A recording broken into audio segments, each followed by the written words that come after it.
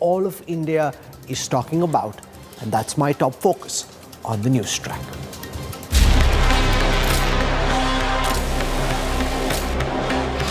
Sat on her chest and strangled her. Chopped Shraddha's body for 10 hours. Burnt her face. Watched Netflix after murder. Inspired by Dexter. Clean bloodstains with chemicals. Cops hunt for Shraddha's remains. Will Aaftab's narco test reveal the truth? India's murder most foul. Big focus on Newstrack. Here's a quick look at the headlines I'm tracking tonight. Delhi police get 5-day custody of Aftab Poonawala. A narco test will be conducted on the prime accused in the Shraddha murder case soon. No relief for Satyendra Jain in the money laundering case. Delhi High Court rejects his bail plea. Jharkhand Chief Minister's ED grilling underway for 8 hours and counting. He's been asked about his links to illegal mining accused Pankaj Mishra. Soren cries vendetta. Congress leader Kamal Nath under fire for cutting a temple-shaped cake which had Lord Hanuman on top of it. BJP calls it an insult to Hindus. UK Finance Minister declares that the country is in recession, announces tax hikes and spending cuts. More horrific details have emerged about the murder of 27-year-old Shraddha Walkar. Not only did her live-in partner, Aaftab Poonawala, allegedly strangle her and chop her body into 35 pieces, he's confessed to burning Shraddha's face to conceal her identity. Investigators say Aftab butchered Shraddha's dead body for nearly 10 hours. Our crime editor, Arvind Ojha, with our lead story tonight. Butchered into 35 pieces. Her face burnt to conceal identity. Her body kept in shower to soften. Just when you thought it couldn't get worse, Shraddha murder revelations get more gruesome and murkier. Aaftab has reportedly admitted that it took 10 hours to chop Shraddha's body into 35 pieces. In between sawing the body, Aaftab took breaks, drinking beer, smoking cigarettes. Once the job of cutting Shraddha into pieces was complete, Aaftab ordered food from an online platform. He then ate the food while watching Netflix. Inside scoop accessed by India Today revealed that Aaftab strangled Shraddha on the bed before chopping her into pieces. To hide her identity, Aaftab then burned Shraddha's face before disposing her severed head off. When asked where, Aaftab either remains tight-lipped or gives misleading answers. During combing Aaftab's horror house, cops found bloodstains only in the kitchen on one of the lower shelves where the gas cylinder was kept. Aaftab allegedly used chemicals and bleach to destroy blood traces from the murder spot and fridge where he stored dismembered body parts. Aaftab also allegedly bought a vacuum cleaner to clean the house after the murder. Cops are also looking at the mystery of Aaftab's spending water bill of Rs 300. While residents get 20,000 litres of water free and get no due in bills, the excessive water use points to Aaftab using large quantity of water to soften the body before cutting it and washing the house.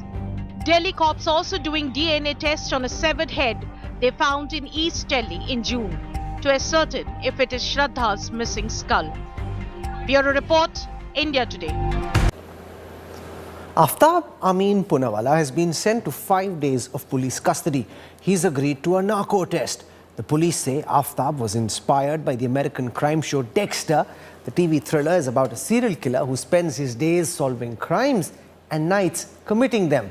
Aaftab too lived what seemed like a normal life after butchering Shraddha. He read about the human anatomy and Googled ways to clean blood.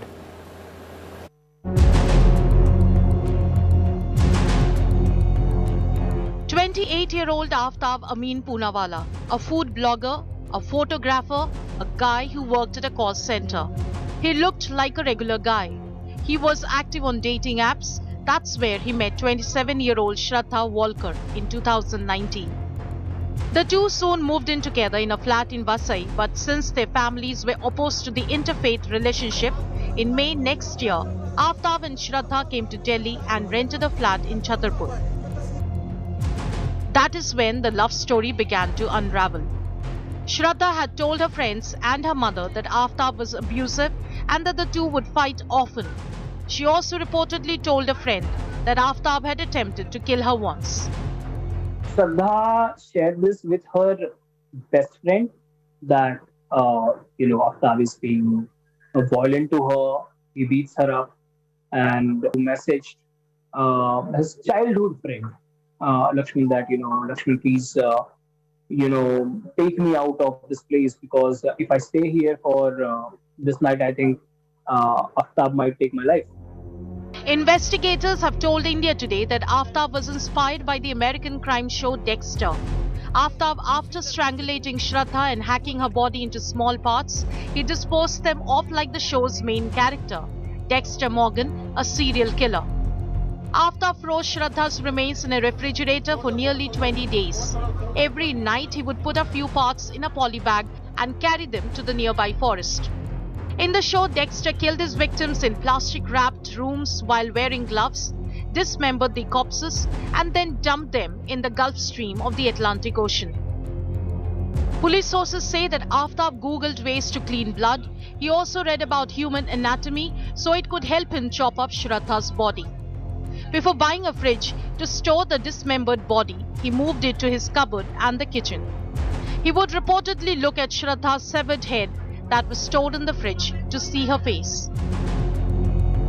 For days after the murder, Aaftab ordered food online, but it was always for two people.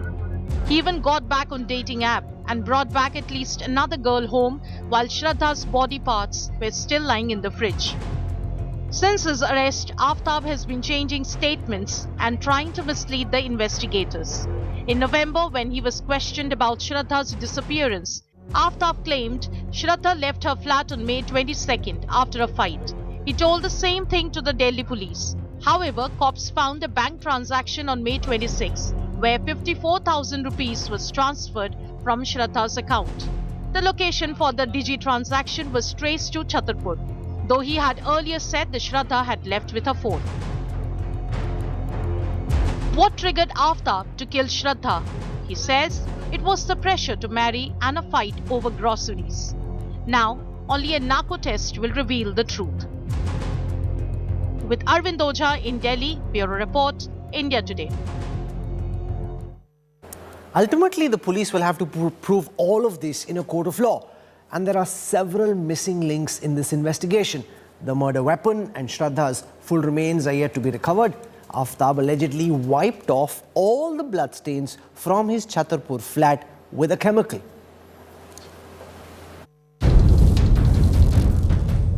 India's most gory murder has sent a chill down everyone's spine. Despite mind-numbing findings and horrifying revelations, there are several missing pieces in the murder probe jigsaw being probed by the Delhi police. The Delhi police have managed to track down the garbage van used by Aaftab to dispose of Shraddha's blood-soaked clothes after the murder. But the razor saw used to cut up Shraddha's body into 35 pieces is still missing. The seller, however, has been traced. Aaftab had even bought a vacuum cleaner to wipe off blood stains from the floor of the house. The seized vacuum cleaner will be a crucial piece of evidence for prosecution. आप देखेंगे श्रद्धा के murder के बाद आफताब ने light वैक करके एक vacuum cleaner मंगाया और इस क्लीनर में सबसे खास बात आप जो समझेंगे वो ये है कि ये क्लीनर किसी भी जगह को स्पॉटलेस कर देता है, यानी कि वहां पर कोई भी दाग धब्बा आपको नजर नहीं आएगा, यानी कि साफ है कि बिल्कुल साक्ष्यों को मिटाने के लिए इस क्लीनर का प्रयोग किया गया था। About 13 bones have been recovered from the jungles in Chhatarpur and Mehroli. The police are still looking for Shraddha's severed head. They did find one skull in June, but it's yet to be confirmed whether it's Shraddha's or not. The Delhi police have Shraddha's call record details and proof of online transactions by Aftab using her phone. The mobile phone itself hasn't been traced yet.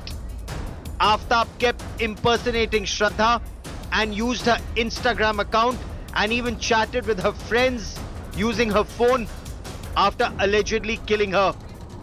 Police say his mum on where her phone was disposed of. सुनाई पड़ा कि वो लोग झगड़ा करते थे और वो भाग के नीचे भाग जाते थे झगड़ा करते कि वो शायद होता होगा और सब लोग बोल रहे थे कि इधर बैठ के लोग झगड़ा करते थे और नीचे से सब लोग देखते थे वो लोग का तमाशा वो सब वो नहीं इतना ही मैंने सुना उसके बारे में और कुछ नहीं बता सकते. Though some neighbors and the owner of the house have confirmed that the couple had a bitter relationship, the police are also waiting for CCTV images that may have some evidence. The problem, most CCTV cameras have footage of only 15 days and Shraddha was killed around 6 months ago. With Aftab constantly changing his statement, the police are yet to join the missing dots. With Akshay Dongre, Shreya Chatterjee and Rahul Gautam in Delhi, Bureau Report, India Today. After killing his girlfriend, he's sitting and watching Netflix, body parts lying around the house before they're disposed of one by one. This is India's murder most foul. What does it say about the mental makeup of Aaftab Poonawala? And what about that girl who was in an abusive relationship? She knew that he tried to kill her once, but somehow decided to stay back in that relationship, didn't walk away when she should have. Joining me on this broadcast is Yashovardhan Azad, former senior police officer. He's been Special Director in the Intelligence Bureau, Secretary Security in the Government of India. We have Rajat Shukla, he's a friend of Shraddha's. So we'll hear about Shraddha, about their relationship. We have Dr. Anjali Chhabaria, psychiatrist and psychotherapist, doctor at Mind Temple.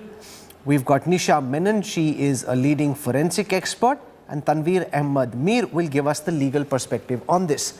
I want to go across to Yashovardhan Azad because if you're dealing with the kind of character Aaftab Poonawala seems to be and he's saying the kind of things that he is, and I'm no investigator, but just as a layman would wonder how much of this is true, how much of this is fiction, how much actually happened and how much is he making up? How do you try and answer that question, Mr. Azad? I think first that he's a real cold-blooded murderer. You know, we shouldn't call him a psychopath or depraved, even if he is, because, I mean, that's one legal route his lawyer might take to make him escape from the gallows. Now, this is fairly clear that once they moved from Maharashtra, and they were having fights over there, and she was in constant communication with her friends and telling them about the danger that she's in, and yet when they would like to act, she would say not to do anything. It just shows that the entire thing was planned in a brutally clear-headed fashion. So today, if we are talking about this man, number one, he's a congenital liar. And that is why you see when it comes to crucial evidence, he does not give that. Mobile phone of Shraddha, he does not give. The skull, he does not talk about. The machete which he has used, he does not talk about. So there are some crucial elements which are missing. But I can say this much, that the track which the Delhi police has taken so far is extremely positive, because one thing which is going to nail him is the forensic, and I'm glad you've got a forensic expert here, because DNA sampling, which from 13 bones or the blood which we have got from the table, there were also surgical gloves, mind you.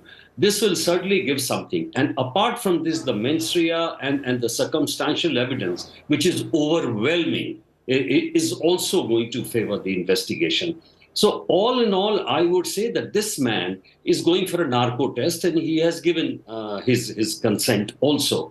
The narco test in the case of Kasab gave quite a bit of details, and the police would be hoping that details come out so that it helps the investigation, because mind you, the narco test does not help much by way of evidence, as Supreme Court has said. So I'm expecting something to come out in the narco test. Number two, something to come out further in the investigation with respect to the machete and these two findings, and third, by way of the DNA sampling, which the Rajat Shukla, you are Shraddha's friend. How long did you know her? What can you tell us about her relationship with Aaftab Poonawala?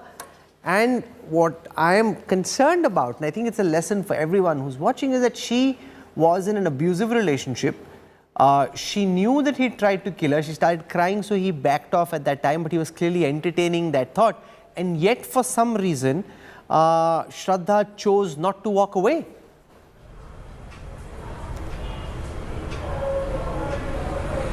First of all, thank you, Rahul, for inviting me.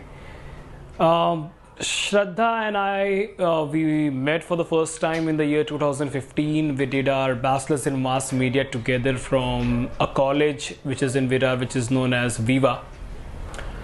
While pursuing our education, I had, met this girl, and she was a very active, outspoken, bold, somebody who was blunt to speak and express herself, this kind of a girl. However, the much I then knew about Aftab was when, she had revealed it to one of her friend, the best friend.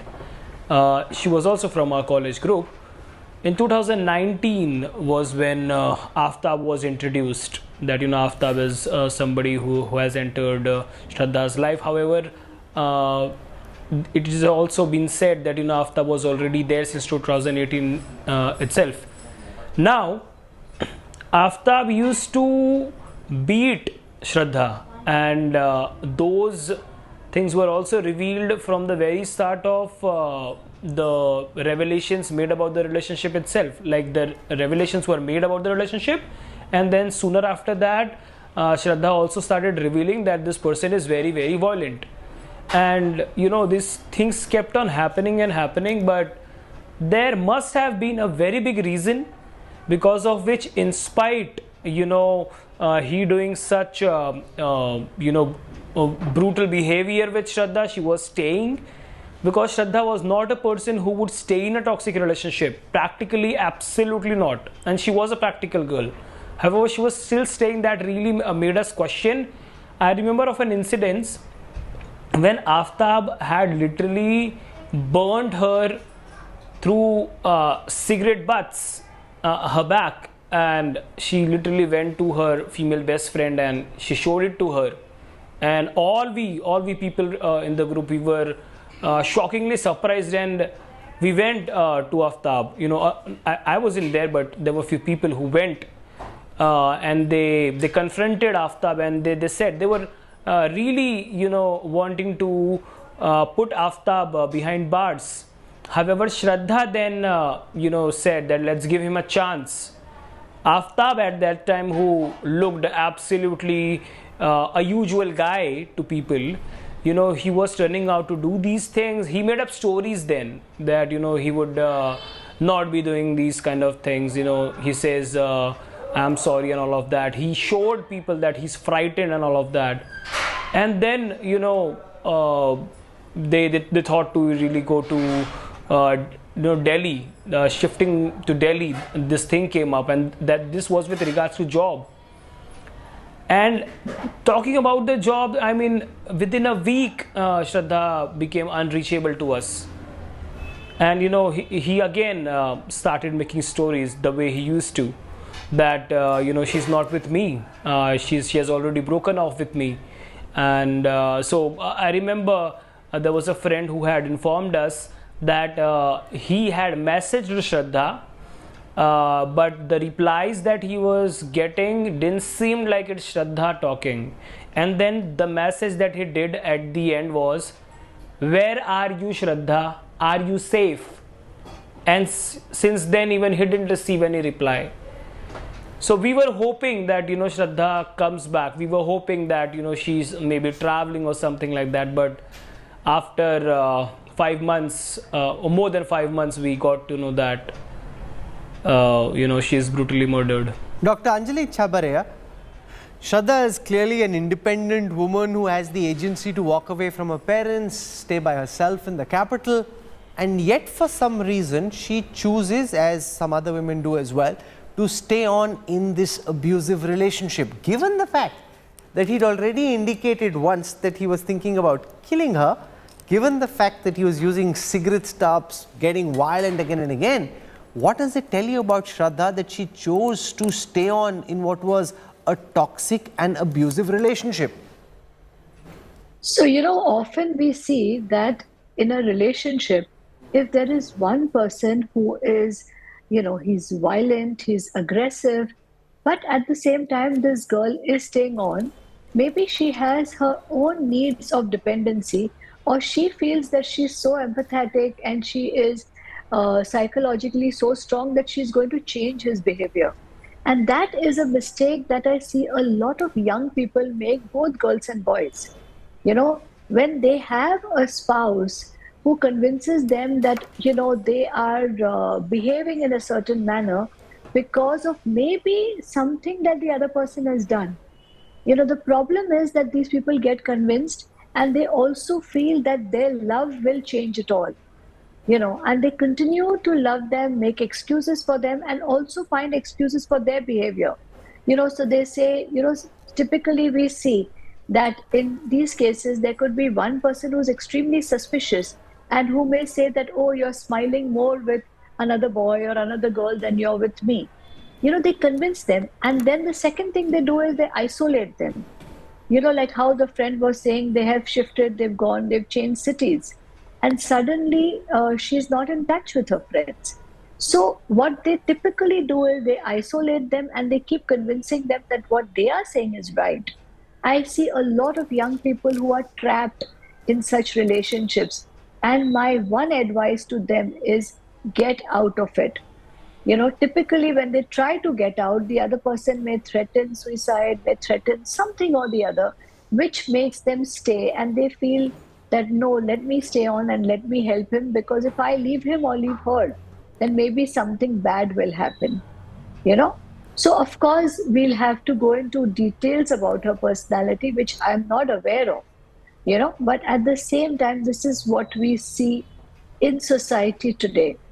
And this whole thing about love, which is, our definition of love actually comes from what we see in the media, and that needs to be changed. We need to be having more discussions like this in schools and colleges about what is realistic love, what are relationships, rather than having a sugar-coated, story where we think that our love can change it all. Or, we must tolerate if we love somebody. The fact is that we must teach our girls and boys to talk about these things when they happen so that they can take help. Nisha Menon, from a forensics perspective, we know that he bought special chemicals to wipe off all stains and all markers. What would a forensic investigator be concerned about at this stage? How would you try and address those concerns to be able to get a full forensic picture of what really happened?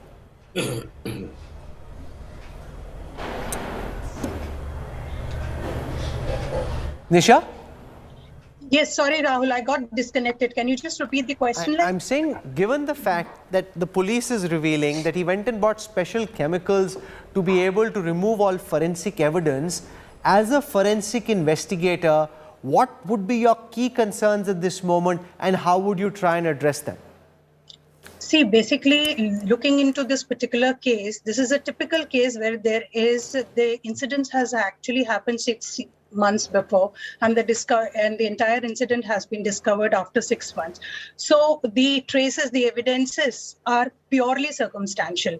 We don't have direct evidence. We don't have direct statements of any person witnessing the entire incident, and whatever have been derived and whatever have been discovered is purely circumstantial, and there should be a link between the circumstantial evidences, and analysis has to take place. Now, starting from the crime scene itself, where this particular house where exactly the incident has taken place. Now, although he has been using several chemical agents and all, it is that 100% cleaning is never possible in these type of cases. Okay, and there has to be traces in crevices, creases, or cracks which is there inside the house. So a luminol test basically which gives blood spatter patterns also would have been an ideal investigation method to prove the quantity of the blood which is there inside the particular house or incident's place. Secondly is, I would say that the weapon which has been used, which he claims that he has used, a razor saw, has not been discovered. Now we have like approximately 10 to 13 pieces of human remains or bones which have been discovered from these places, which definitely at one part has been sent for analysis, DNA analysis. Simultaneously, that bones can be studied extensively, the edges of the bones, if a saw has been used. So definitely that would leave trace. Anything which is a clean cut or a saw cut will have its own set of individuality or impression towards the edges of the bones. So somewhat by analyzing those bones, it can be related that this particular weapon which he is claiming has been used or not can be corroborated with the type of weapon. And even the places where exactly like the fridge, 100%, I would say that all reagents which is present, even a bleaching powder or a vacuum cleaner, no one claims that it is 100% cleaning source. And there are trace elements, tissues, which might be in corners or creases of the fridge also. And even the car which he has used to take or dispose of this entire body, the hair samples which are there, maybe inside the car, which can be linked with like she have been traveling inside that, blood traces and all these are very critical, which might not be visible with the latent eye. So there are reagents, there are latest technologies which are there with which that can be extracted, and subsequently there can be the number of evidences linking this entire crime can be correlated and can increase in numbers if a proper and thorough forensic, which I am sure that the team is doing a very good job. And Tanveer Ahmed Mir, if you were the defense lawyer for Aaftab, what according to you are the gaps in this case? Where do you think the police's case could possibly come under strain? What are the gaps you'd be trying to exploit? Yes. So the gaps has to be... One second, Tanveer Ahmed Mir. Tanveer. Thank you for inviting me over. Now, what I feel is from a defense perspective of whenever any such accused is to be defended. What's important is, like the forensic expert said, that this is a case of circumstantial evidence. Now, in circumstantial evidence, the job of the prosecution and their obligation becomes harder. Because if they set up a case based on, say, for example, 6 different circumstances, if out of those 6 circumstances, one falls apart in the court is obliged to acquit.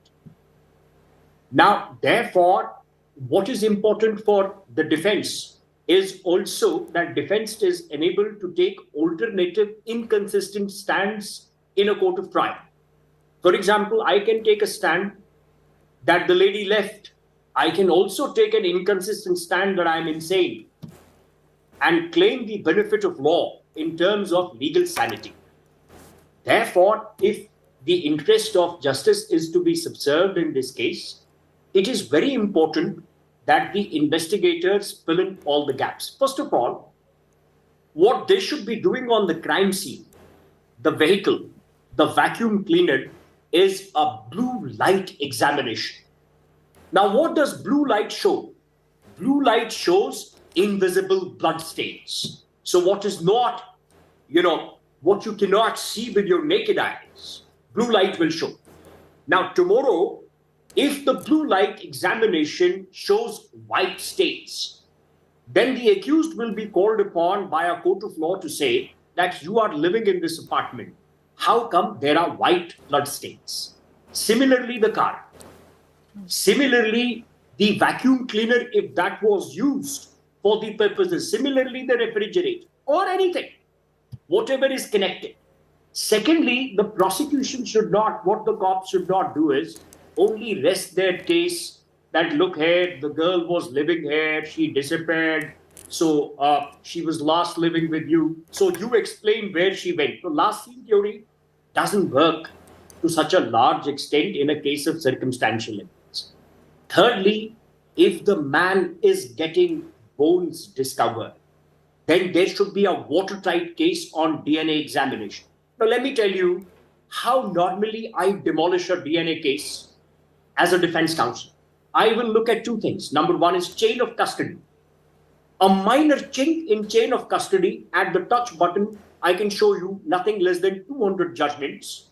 That entire DNA has been blown away. So even if a forensic expert like the lady who is on the channel today would be there with her report that, Your Honor, I have done the blood examination and the DNA is positive. But if I am able to break the chain of custody, your report is worth nothing. I will also expect the cops to preempt a defense plea to go for a psychiatric evaluation, to rule out chances of any kind of insanity. There is a whole procedure and whole defenses are available. A watertight case, good investigation, cover the loopholes, get good connect. For example, if he Googled something on the net through his phone, now preserve the primary evidence, which is the mobile or the laptop, send it to a forensic.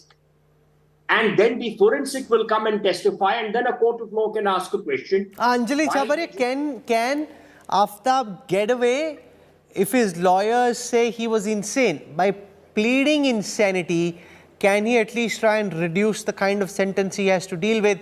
How would you suggest that the investigators prove that here's a man who's done what he has in his full senses, not because he's insane? So typically what happens is that this plea of insanity is used by people. But what we have seen by previous court recordings is that if we can prove that the person knew what he was doing, at that time, like if you remember that, I think Raman Raghav case, where he was responding to hallucinations and he was doing this, he was killing those people.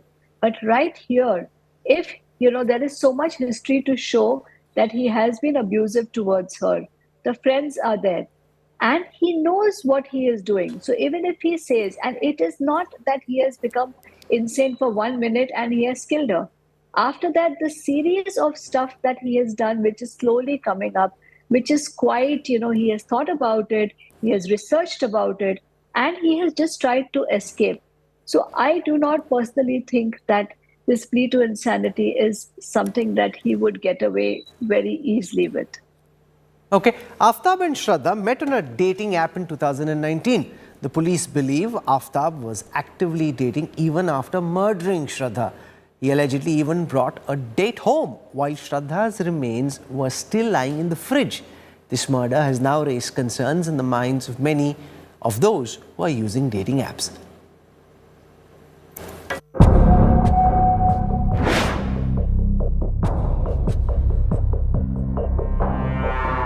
The killing, the cover-up, and the aftermath. The Delhi murder has shocked us all for the sheer gruesome details that have emerged of how Aaftab killed Shraddha and got rid of her body. But what's also shocking is how Aaftab pretended absolutely nothing happened and went about his life for the next 6 months normally. Aaftab even dated other women. Connecting on dating apps, he reportedly even brought them home, and sources say in one case, Shraddha's remains were still in the house when he invited a girl home. This revelation has caused a huge stir, with many of these app users asking if it's safe anymore to connect on these dating sites, and what are the red flags to avoid the Aaftabs out there. The important factors that you consider for a match, I think that much of data is enough. and I think that data should be okay disclosing kind of data. It shouldn't be any mandatory, so that way I think I'll look at it. So I somewhere feel it's fun to use and it's helpful for the people who really want. All dating apps are just as safe as any other social media platforms. It is all up to you. How much you share about yourself, how much you tell about yourself. It is very uncomfortable for me to express about my personal life or something related to me on a dating app, because these platforms are not very secure. This is what I feel. This is not the first time online dating apps have come under the social radar. A Netflix documentary titled Tinder Swindler has also shed light on the dark side of online dating.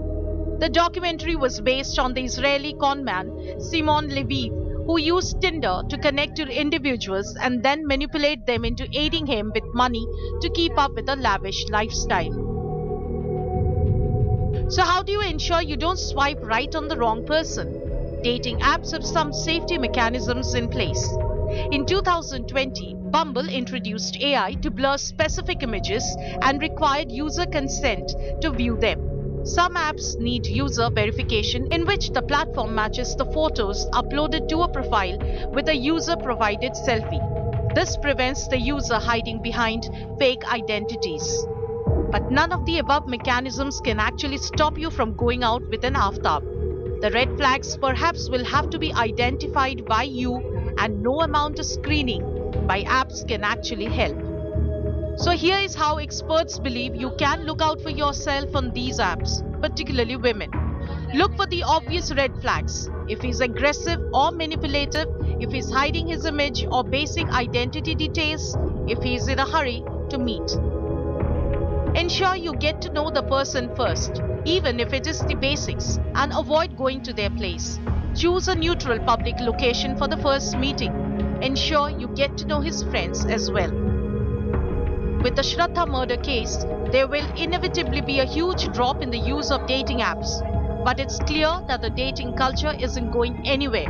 So safety features on apps and red flags is something every user must be aware of. Bureau Report, India Today. While dating apps give younger people an opportunity to connect in new ways, Anjali Chhabaria, what are the red flags that you'd lay out for young girls using these dating apps to try and connect, but some red flags that you think should immediately get someone concerned about the kind of person she may be hooking up with? So first of all, it's very difficult to find red flags on a dating app. It's only when you meet a person more than 1, 2, 3 times that you see, So one thing is, if the person is not revealing too many details about themselves, but is actually taking information from you and using it against you. So it's very important to also meet friends, because when you meet the friends of a person, you realize what kind of a culture that they belong to. If possible, even try and meet the parents of a person, not in terms to get married to them, but just to understand what is the culture that you're dealing with. Of course, when you spend time, these people are normally very secretive and do not share too much information. So if the person is not telling you about where they work or what their lifestyle is or who they may have dated in the past, please, this could be a red flag. These people also know how to manipulate others.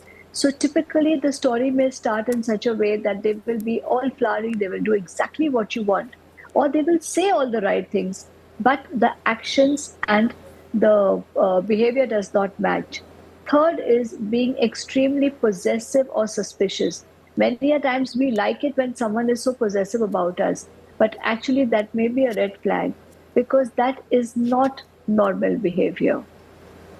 Okay, we'll keep tracking the story, because the story is here to stay. There are very rarely times when a murder catches people's imagination in the way that this particular case has. We will track what happens. I want to thank our guests. I see Rajat has his finger up before I wrap up about something that, possibly she should have been looking out for, signs that were visible that for some reason Rajat, Shraddha ignored.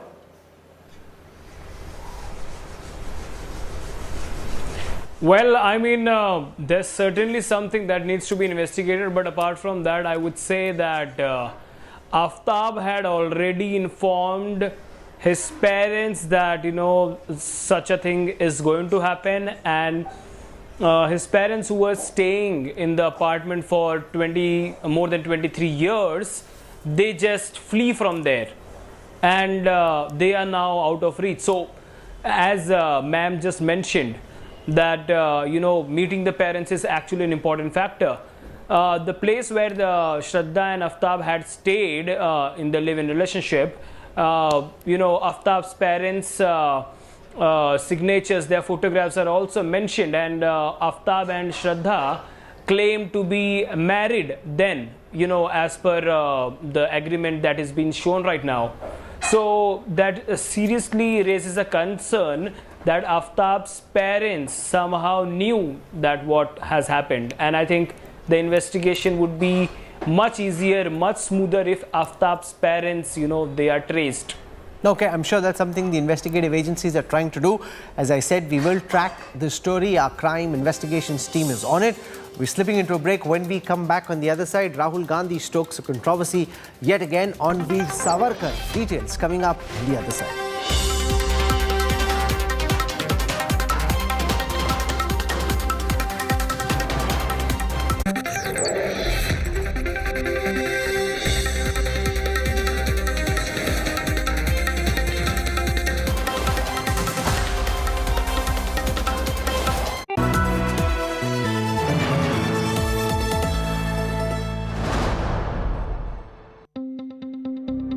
News is about putting people first.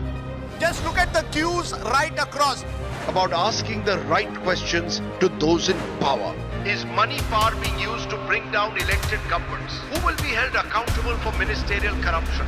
It takes no sides. माँ का दर्द एक दर्द कोई नहीं समझ सकता उस दर्द को. It reveals. It heals. Angry people came out on the streets. Is this the kind of justice system we want in this country? News is all heart and no hatred. Bilkis Bano आज क्या कहना चाहेंगी आप? हमारे साथ जो हुआ है किसी के साथ भी नहीं होना चाहिए. Experience the news. With me, Rajdeep Sardesai, only on India Today.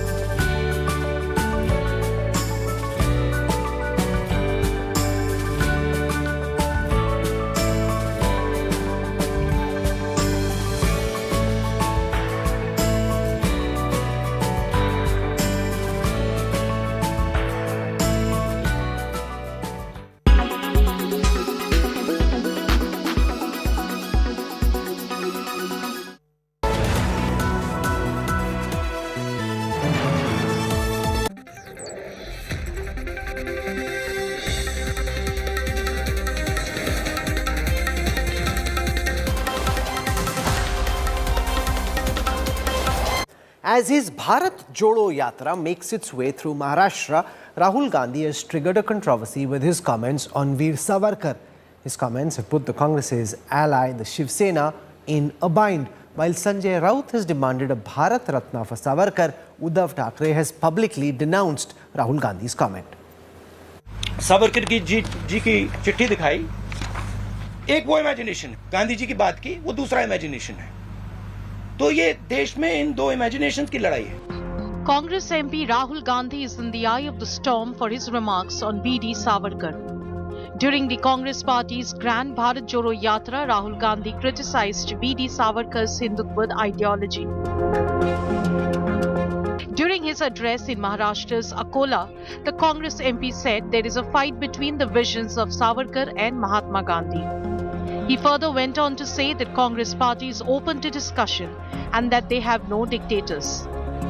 Showing a copy of Savarkar's letter seeking mercy, Rahul added that Savarkar was afraid of the British. Rahul also dared the Maharashtra government to stop the party's Bharat Jodo Yatra in Maharashtra. मेरी thinking है कि जब सावरकर जी ने इस कागज पे sign किया, उसका कारण क्या था? उसका कारण डर था. अगर वो डरते नहीं वो इसको कभी नहीं साइन करते और इस सिग्नेचर में धोखा था. Rahul's statement, as expected, set the cat among the pigeons. Ranjit Savarkar, the grandson of V.D. Savarkar, has decided to lodge a formal complaint against Gandhi. इनको लगता है मैंने जो बोला वो इतिहास बन गया, इसी गलतफहमी से वो आए, मगर महाराष्ट्र में ये गलतफहमी नहीं चलेगी और सरकार इसके ऊपर पूरा मतलब अभी हमने पुलिस स्टेशन में कंप्लेंट की है तो इसकी तहकीकात करेंगे और पूरा इसका न्याय होगा और इनके ऊपर कार्रवाई होगी. BJP slammed Rahul Gandhi for shamelessly lying about the freedom fighter, staging protest against Congress across Maharashtra.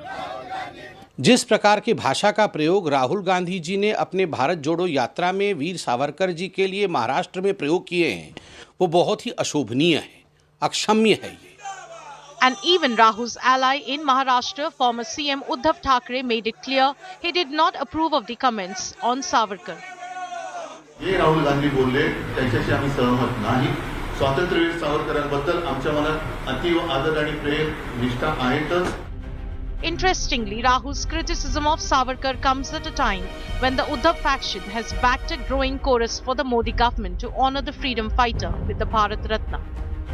Veer Savarkar हमारे आदर्श है, हमारी श्रद्धा है उनके ऊपर.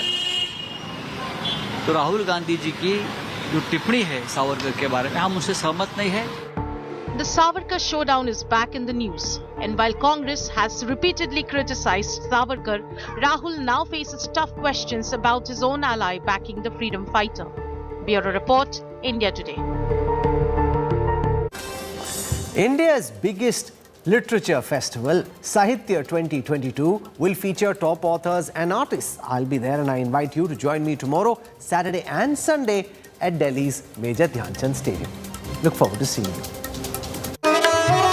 India's grandest literature festival is back. Sahitya English 2022. Featuring some of the most critically acclaimed and popular writers like Ashwin Sanghi, Ravinder Singh, Ankur Warikoo, Aanchal Malhotra, Sam Dalrymple, Swami Gaur Gopal Das, Deepthi Nawal, and P. Chidambaram. And enthralling audiences will be Ayushmann Khurrana, Seema Auntie of Indian Matchmaking, and the team of upcoming Netflix series Kala.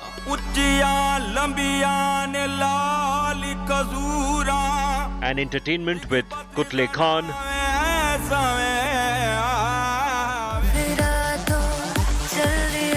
Aziz Kaur, Bismil Band,